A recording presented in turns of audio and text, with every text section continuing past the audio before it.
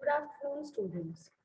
Today, I, Himlata Yadav, is going to continue the previous video of class 12 biology, of which the exam is going to occur on 30th of May. So, we were discussing the human health chapter as we have done the topics immunity, we have done the topics our diseases. So, now proceeding that, we will be looking at some important diseases in the human that are HIV, AIDS, and cancer, which is an important topic which is given in our book and which will surely somehow it is going to come in your exam. So that is important to learn. We know that HIV is the virus, is a retrovirus which causes AIDS. And AIDS is the condition when the HIV infections become very large, then it take the then it take the shape of AIDS, acquired immunodeficiency syndrome. So this is a condition which occurs at later stages. But firstly, the lymphocytes number decreases to such a level that now the person is called as AIDS, having the AIDS. Acquired immuno deficiency syndrome, मतलब उसकी immunity इतनी कम हो गई है कि अब उसको ऐसे छोटी छोटी बीमारियां भी पकड़ गई हैं जो पहले क्योरेबल थी और वो अब अपने आप को क्योर नहीं कर पा रहे। तो ऐसी कंडीशन को एड्स कहते हैं। उसे बहुत ही ज्यादा सीवियर निमोनिया हो गया है, उसका निमोनिया ट्यूबरक्लोसिस में बदल गया है, उसको हमेशा बाउट्स ऑफ फीवर आते रहते हैं, and that person is facing so much of infectious diseases. Cancer is also occurring in that person. So these are the symptoms of AIDS. The person has now come to a stage which is called HIV AIDS. HIV is human immunodeficiency virus that I already told you. It's a retrovirus. Why it is called retrovirus? Because it has an enzyme called reverse transcriptase और उसका genome RNA genome होता है। वैसे generally सब organisms का genome DNA होता है, deoxyribonucleic acid, but retroviruses ऐसे वायरस होते हैं जिनका जीनोम यानी डीएनए की जगह उनमें आरएनए पाया जाता है। तो ऐसा वायरस है, ये इन्फेक्ट करता है टी, सबसे पहले मैक्रोफेजेस को इन्फेक्ट करता है, उसके बाद ये एंट्री करता है टी लिम्फोसाइट्स में, and then afterwards it increased to such a number that it kills the T lymphocytes and it is decreasing the T lymphocytes.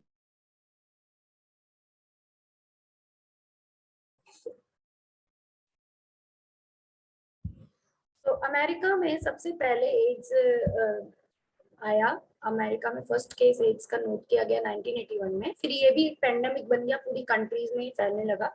Modes of transmission पता होने चाहिए। There are 4 modes of transmission: sexual contact with infected person, transfusion of contaminated blood and blood products, sharing of infected needles from infected mother to her child through the placenta. High risk of getting HIV includes individual with multiple sexual partners, drug addicts who take drugs intravenously, using infected syringes, individuals who require a repeated blood transfusion, children born to an HIV infected mother. तो जो mother को HIV होगा उसके बच्चे को भी HIV आ सकता है। Now there is another risk of getting HIV individuals were there. HIV do not spread by touch, or physical contact, but it comes by it can go by sexual contact. It only spread through body fluids. Sexual contact में body fluids का transfer होता है, इस वजह से उससे HIV हो सकता है. There is always time lag from few months to 5 to 10 years between the infection and symptoms.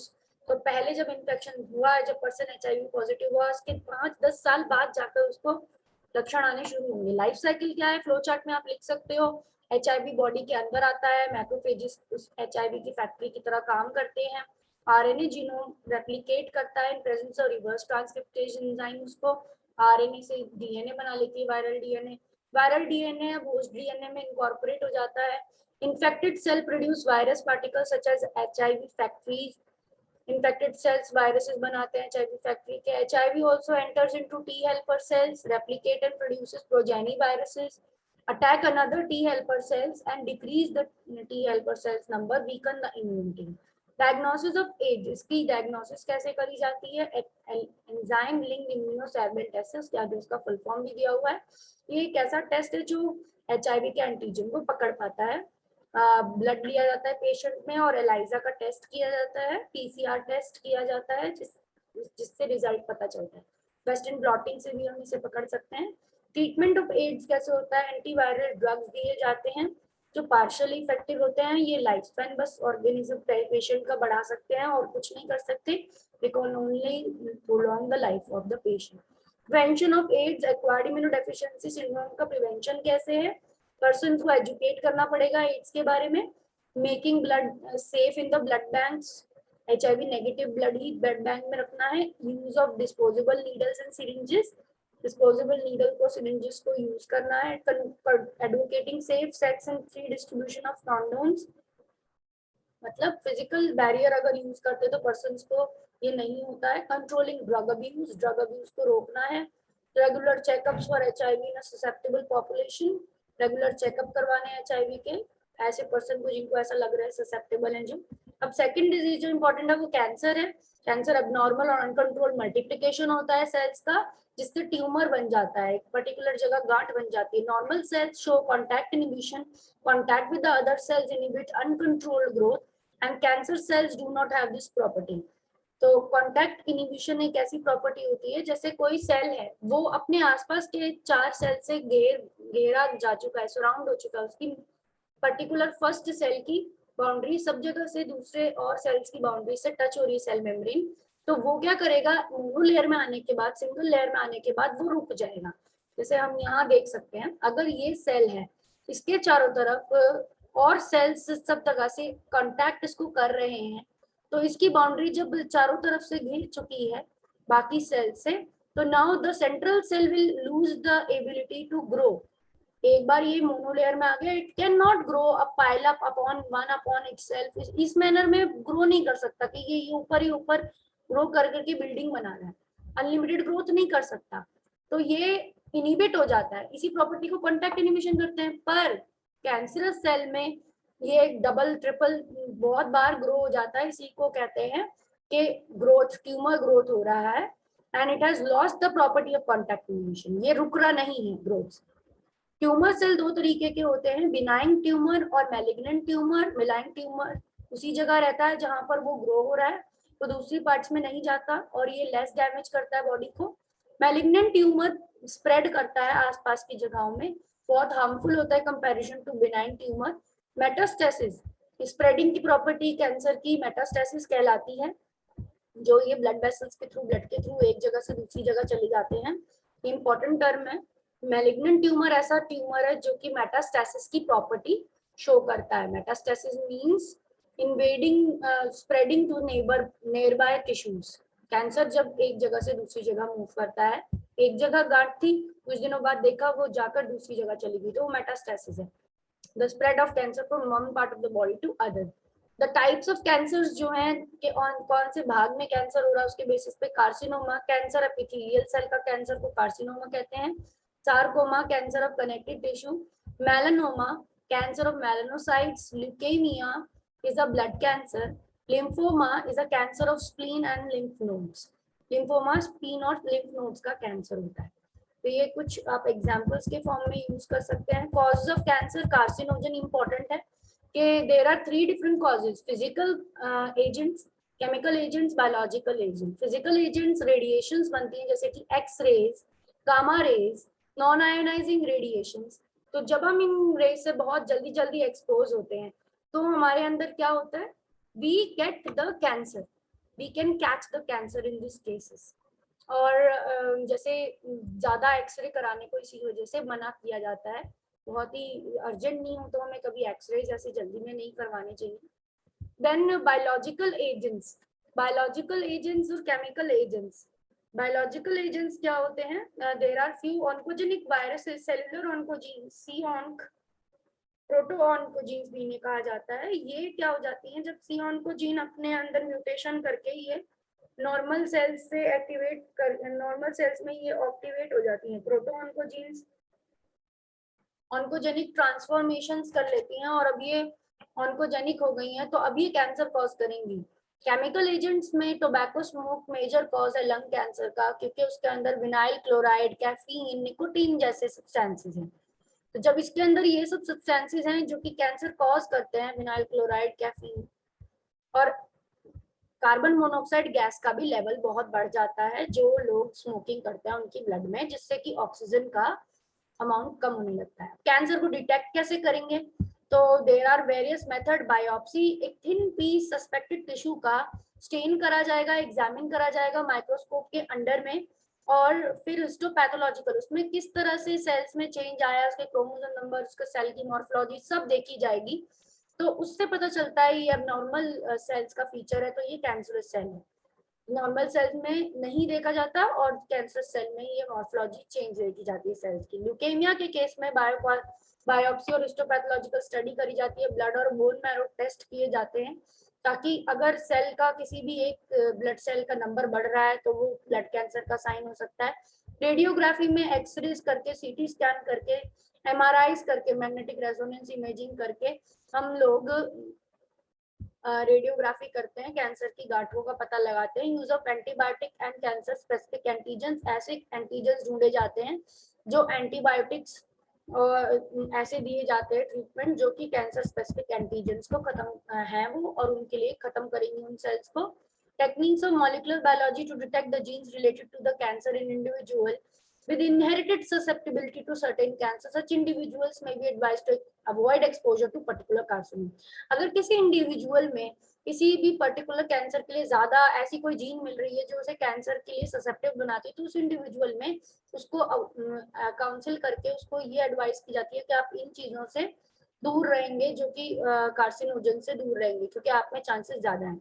अब ट्रीटमेंट, अगर किसी को हो ही गया कैंसर तो ट्रीटमेंट कैसे करेंगे?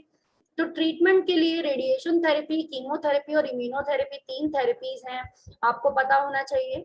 Tumour cells are irradiated lethally without damaging the surrounding normal cells. Tumour cells को ऐसी रेस से स्ट्रॉन्ग रेडिएशन दी जाती है कि वो उनका डीएनए डैमेज हो जाए, वो मर जाए, और नॉर्मल सेल्स को पूरा हाइड करके रखा जाता है कवर से। कीमोथेरेपी में केमोथेरेप्यूटिक ड्रग दी जाती हैं, दवाइयां दी जाती हैं, इनका साइड इफेक्ट भी हो सकता है जैसे हेयर लॉस और अनीमिया। दवाइयां ऐसी दी जाती है जो कैंसर सेल को मारेंगी। इम्यूनोथेरेपी में पेशेंट्स को बायोलॉजिकल रिस्पॉन्स मॉडिफायर जैसे अल्फा इंटरफेरॉन्स दी गई हैं, ये एक्टिवेट करती है इम्यून सिस्टम को ताकि कैंसर सेल्स मर जाएं। अब कुछ आपके डायग्राम है वो आप देख लीजिए। व्हेन द मॉस्किटो बाइट, ये मलेरिया की लाइफ साइकिल है। स्पोरोजोइट इंजेक्ट होते हैं हमारे ह्यूमन में, ह्यूमन के लीवर सेल्स में जाते हैं स्पोरोजोइट, और वहां पर वो ब्लड में जाते हैं। उसके बाद ब्लड में फिर वो ग्रो करने लगते हैं सेक्सुअली, लीवर सेल्स में भी वो ग्रो करते हैं सेक्सुअली, फिर ब्लड में आते हैं, ब्लड में वो पैरासाइट रिप्रोड्यूस करके सेक्सुअली बर्स्ट करते हैं, एक हीमोजोइन नाम का सब्सटेंस निकालते हैं जिससे चिल्स और फीवर आता है। सेक्सुअल स्टेजेस गैमेटोसाइट्स में कन्वर्ट हो जाते हैं, गैमेटोसाइट वापस एनोफिलीज अपने अंदर सक कर लेती है, खून ले लेती है वापस से, तो उसमें गैमेटोसाइट चले जाते हैं। उसके डाइजेस्टिव सिस्टम में वो गैमेटोसाइट फ्यूज करके जाइगोट बना के, और फिर बाद में वो सिलेवरी ग्लैंड्स में आ जाते हैं जहाँ पे वापस से इन्फेक्टिव स्टेज स्पोरोजोइट बन जाती है। तो ये आपको लाइफ साइकिल याद होनी चाहिए। एंटीबॉडी का ये H2L2 का फिगर है, ये बहुत इंपॉर्टेंट है, ये याद होना चाहिए। सारे डाइसल्फाइड ब्रिजेस हैं, ये हैवी चेन है, 1 हैवी चेन और ये 2 हैवी चेन, और दूसरी वाली यहाँ पे जो लगी हुई है लाइट चेन्स हैं, ये वाले रीजन एंटीजन बाइंडिंग रीजन हैं, इंपॉर्टेंट है ये डायग्राम आपको याद होना चाहिए। Then life cycle of HIV का डायग्राम है, very important. Viral RNA code, viral infect किया नॉर्मल सेल्स में, वायरस के ऊपर प्रोटीन है, वो प्रोटीन कोट हटेगा, वायरल RNA अंदर जाएगा, वायरल RNA से वायरल DNA बनेगा रिवर्स ट्रांसक्रिप्टेज एंजाइम से, फिर वायरल DNA इनकॉर्पोरेट होगा होस्ट जीन में, जीनोम में, और फिर वहां पर नया नया वो वायरल RNA बनाएगा, नए वायरस बनेंगे और वो सेल से बाहर निकल जाएंगे। ये रेक्टेंगल आपका सेल को रिप्रेजेंट कर रहा है, बीच में रेक्टेंगल बना रखा है, और अंदर जो सर्कल है वो न्यूक्लियस है।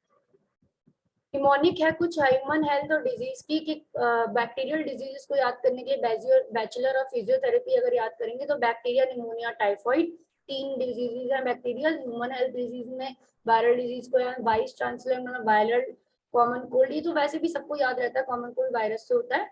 ह्यूमन हेल्थ डिजीज में हेलमिंथ डिजीज को ही फिनिश्ड असाइनमेंट, मतलब कि हेलमिंथ इसके साथ रिलेटेड है। हेलमिंथ मींस राउंडवॉर्म की डिजीज है फिलेरियासिस और एस्करियासिस, इसकी एग्जांपल्स हैं। प्रोटोजोअन डिजीज का निमोनिक है, pre medical association PMA, protozoa malaria and amoebiasis, ये प्रोटोजोआ की डिजीज। मलेरिया भी प्रोटोजोआ की डिजीज है, अमीबियासिस भी। ड्रग अल्कोहल एडोलेसेंस में आप जानते हो ड्रग के इफेक्ट्स बहुत सीवियर होते हैं, एक्टिविटी नर्वस सिस्टम को हैम्पर करते हैं। साइकोट्रोपिक ड्रग होते हैं, मूड को अल्टर कर देते हैं। न्यूरोलॉजिकल ड्रग्स होते हैं, नर्वस सिस्टम को डिस्टर्ब करते हैं। ये ड्रग फीलिंग्स को चेंज कर देते हैं। Sources of most of the drugs are mainly flowering plants, some fungi. Types of drugs, the drug which are commonly abused are opioid, cannabinoid, coca alkaloid. Depressants depress the brain activity, they include sedative, tranquilizers. Sedative drug use इसलिए करा जाता है ताकि नींद आए, थोड़ा relaxation हो, anxiety कम हो। स्लीपिंग पिल्स में ये होते हैं। ओपिएट नार्कोटिक ड्रग जो होते हैं, ओपियम आपका पौधे का डायग्राम दिया हुआ है। Opium is derived from the Poppy plant, that is, इसका नेम याद रखना जरूरी है, पेपेवर सोमिनिफेरम, लास्ट में जो लिखा है। इस प्लांट के लेटेक्स से मिलता है ओपियम। एंड ओपियम डेरिवेटिव्स है मॉर्फिन, हेरोइन। हेरोइन का केमिकल नेम है डायसिटाइल मॉर्फिन या स्मैक। कोडीन भी एक है जो माइलेनल जैसे कई कफ सिरप्स में यूज होता है। एंड स्टिमुलेंट्स में सीएनएस को एक्टिवेट करने वाले ड्रग्स आते हैं, कोकेन, कैफीन, एम्फेटामीन। एम्फेटामीन जिसमें सिंथेटिक है, बाकी ये दिल के ऊपर ज्यादा असर करती है कोकेन और कैफीन। एम्फेटामीन और एनाबॉलिक स्टेरॉइड मिसयूज किए जाते हैं कुछ एथलीट्स में। कोका अल्कलॉइड, कोकेन और क्रैक और कोक कोका प्लांट से मिलती है, एट्रोजाइलम कोका से। इसका भी नाम आपको याद रखना जरूरी है, एट्रोजाइलम कोका। कोकेन इज स्नॉटेड, उसको सांस में चढ़ाकर भी लिया जा सकता है कोकेन को। Stimulate the CNS, produce in the euphoria, energy ज्यादा लगती है। एक्सेसिव डोसेज हेलुसिनेशन भी कर देता है, हमें बहुत ज्यादा मदोश करके भ्रमित कर देता है। हेलुसिनोजेनिक्स में लाइसर्जिक एसिड, डाइथाइलमाइड भी आता है, लेस डी। एट्रोपा बेलोडोना भी आता है, धतूरा प्लांट भी आता है जिसमें हेलोजोनिक प्रॉपर्टीज होती हैं। कैनाबिनोइड्स में एट्रोपा बेलोडोना में तीसरा प्लांट का नाम आया है यहाँ पर, और ये आया है आपके कैनाबिनोइड कोका अल्कलॉइड्स में, सॉरी हेलोसिनोजेंस में आ रहा है आपका धतूरा का प्लांट, हेलोसिनोजेंस में आएगा एट्रोपा बेलाडोना एंड धतूरा, ये दो प्लांट्स आ रहे हैं in the हेलोसिनोजेंस, Atropa belladonna and धतूरा। धतूरा सबने देखा है कॉमनली शिव जी पे चढ़ाते हैं। कैनाबिनोइड्स ड्रग होता है जो इंटरैक्ट करता है कैनाबिनोइड रिसेप्टर पे। एंड नॉर्मली ये भी कौन से प्लांट से लिया था, कैनाबिस सटाइवा, हेम्प प्लांट है ये। इसे भांग, चरस, गांजा ये सब बनता है, मैरिजुआना, इसके बीज, इसका फूल, इसके सूखे फूल और इसके पत्ते सब अलग अलग तरह से कैनाबिनोइड बनाने में काम आते हैं। इस प्लांट का नाम याद रखना है, कैनाबिस सटाइवा। अल्कोहल, आपको पता है अल्कोहल ड्रिंकिंग प्रॉब्लम होती है बहुत लोगों को, अल्कोहल बेवरेजेस में आती हैं, वाइन, बियर, टोडीज में आता है। एंड स्पिरिट्स में ज्यादा हाई जिसमें अल्कोहल कंटेंट है वो स्पिरिट्स होती हैं, जो विस्की, ब्रांडी, रम, जिन होती है, इनमें ज्यादा अमाउंट में अल्कोहल होती है। एंड इफेक्ट ऑफ अल्कोहलिज्म क्या है, थिंकिंग एबिलिटी, बोलना, मूवमेंट करना, ये सब कम हो जाएगा। अजीब से थिंक सोचेंगे, सोच विचार सारा बदल जाएगा। नीसिया, मेमोरी लॉस होगा, दिखना कम हो जाएगा, लॉस ऑफ बॉडी बैलेंस हो जाएगा, नोजिया होगी, वॉमिटिंग होगी, अल्कोहलिक पॉलिन्यूराइटिस, लॉस ऑफ एपेटाइट, भूख नहीं लगेगी, अल्सर, पैनक्रियाटिक गैस्ट्राइटिस, गैस वगैरह बनेगी, अल्सर हो सकते हैं पेट में। And loss of sexual drive, necrospermia, sperm भी कम हो सकते हैं अल्कोहल ज्यादा पीने से। फीटल अल्कोहल सिंड्रोम, अगर फीमेल पीती है, प्रेग्नेंट है, तो उसको भी अल्कोहल खराब हो कर सकता है उसके बेबी को। सोशल प्रॉब्लम करेंगे। Why not to drink while drive करते वक्त कभी नहीं पीना, क्योंकि कोऑर्डिनेशन और जजमेंट बिगड़ जाता है अल्कोहल में, विजन भी खराब हो जाता है, टनल विजन हो जाता है, इंक्रीजेस रिएक्शन टाइम, हम बहुत देर में अफेक्ट करते रिएक्शन करते हैं। डी अल्कोहलिज्म के लिए मेडिकल ट्रीटमेंट कराना पड़ता है, सोशल थेरेपीज मेथड्स करवाने पड़ते हैं, वर्जन थेरेपी करानी पड़ती है। Smoking, tobacco, chewed and snuffed tobacco contain nicotine, alkaloid which stimulate adrenal gland to release adrenaline. Smoking causes cancer of lung, urinary bladder and throat, bronchitis, emphysema, gastric ulcer. Smoking increases carbon monoxide content in blood, reduces oxygen, hemoglobin deficiency कर देती है। Adolescent एक period है, process है, जब child mature हो रहा है अपने एटीट्यूड, बिलीफ में, इफेक्टिव पार्टिसिपेट कर रहा है सोसाइटी में। एडोलेसेंट एक ब्रिज है चाइल्डहुड और एडल्टहुड के, और ये पीरियड है 12 से 18 इयर्स के एज का। ड्रग और अल्कोहल अब्यूज का यूज का एडोलेसेंट पीरियड में कॉज क्या है, क्यूरियोसिटी में बच्चे शुरू करते हैं इसको, एक्सपेरिमेंट करते हैं, need to of adventure excitement के लिए यूज करा जाता है to escape the problem, stress में एक्सेल करने में, एग्जाम में बहुत उनको स्ट्रेस होता है उसके लिए अल्कोहल यूज करते हैं, टेलीविजन, मूवी, न्यूज़पेपर, इंटरनेट में इसका देखते हैं, अनस्टेबल अनसपोर्टेड फैमिली मेंबर्स के लिए हो जाते हैं। एडिक्शन वो स्टेज होती है जब साइकोलॉजिकली हम ड्रग के इफेक्ट्स के लिए, फोरिया के लिए, टेम्परेरी फीलिंग ऑफ वेलबीइंग के लिए बहुत ज्यादा उस पर डिपेंड हो जाता है ड्रग पे, विच रिपीटेड यूज, बार बार यूज करेंगे तो टॉलरेंस लेवल रिसेप्टर्स का बढ़ जाता है जिससे हाई डोज चाहिए होता है हमको। एडिक्शन इसी को कहते हैं, डिपेंडेंस टेंडेंसी बॉडी की मैनिफेस्ट करती है, कैरेक्टरिस्टिक अनप्लीजेंट विड्रॉल सिंड्रोम, जब कोई इसे अचानक से छुड़वाता है ड्रग को तो बॉडी में अलग अलग तरह की एंजाइटी, शेकीनेस, नोजिया और स्वेटिंग होती है। Dependence lead to social adjustment problem हो जाती है इस पे रहने से, ड्रग पे dependent. Effect of drug alcohol abuse के जो बैड इफेक्ट्स है उसमें ये सारे हैं, आप यहाँ से देख सकते हैं कि बहुत सारी हॉबीज में इंटरेस्ट नहीं रहेगा, विड्रॉल और अलग रहने लगेगा इंसान, डिप्रेशन फटीग में चला जाएगा, बहुत गुस्सेबाज हो जाएगा, ड्रॉप इन एकेडमिक परफॉर्मेंस की, पढ़ाई लिखाई सब खराब हो जाएगी और डेथ भी हो सकती है ज्यादा ओवरडोज से, फ्लक्चुएशन ईटिंग हैबिट्स में, वेट में, एपिटाइट में, डैमेज नर्वस सिस्टम खराब होने लगेगा, लीवर खराब होने लगेगा, यूज ऑफ ड्रग अल्कोहल या प्रेग्नेंट वुमेन एडवर्सली इफेक्ट करेगी फीटस को, मसल स्ट्रेंथ और ज्यादा गुस्सा आएगा, side effects of anabolic steroids in females, excessive hair growth हो जाएगी, मूड स्विंग होने लगेंगे एंड मैस्कुलाइनाइजेशन होने लगेगी, increase aggressiveness and abnormal menstrual cycle, enlargement of the clitoris, ये सब होने लगेगा। Side effects of anabolic steroids in male, reduce testicles, decrease sperm, kidney and liver dysfunction, breast enlargement, female baldness, ये सब premature baldness ये सब होने लगेगा, बाल झड़ने लगेंगे अगर स्टेरॉइड के एनाबॉलिक स्टेरॉइड्स अगर मेल्स लेते हैं। Side effects of adolescent male and female, severe facial and bone एक होने लगेंगी, हड्डियों में दर्द, premature closure of growth centres in long bone. Prevention control क्या है, एजुकेट करना है एक दूसरे से, अनड्यू पीयर प्रेशर को खत्म करना, हेल्प अपने पेरेंट और पीयर से लेना, लुकिंग डेंजर साइंस को देखना, seeking professional medical help, psychologist psychiatrist को दिखाना, डी एडिक्शन करवाना, रिहेबिलिटेशन करना। उधर टर्म्स ये कुछ इंपॉर्टेंट टर्म्स हैं, ये सब आपके सामने है, चाहे तो आप इसका स्क्रीनशॉट ले सकते हैं। With this, your chapter health and diseases is finished. I hope you all have understood it well. And now, all the best for your exam. Take care and prepare yourself well. Thank you. Do well in the exam.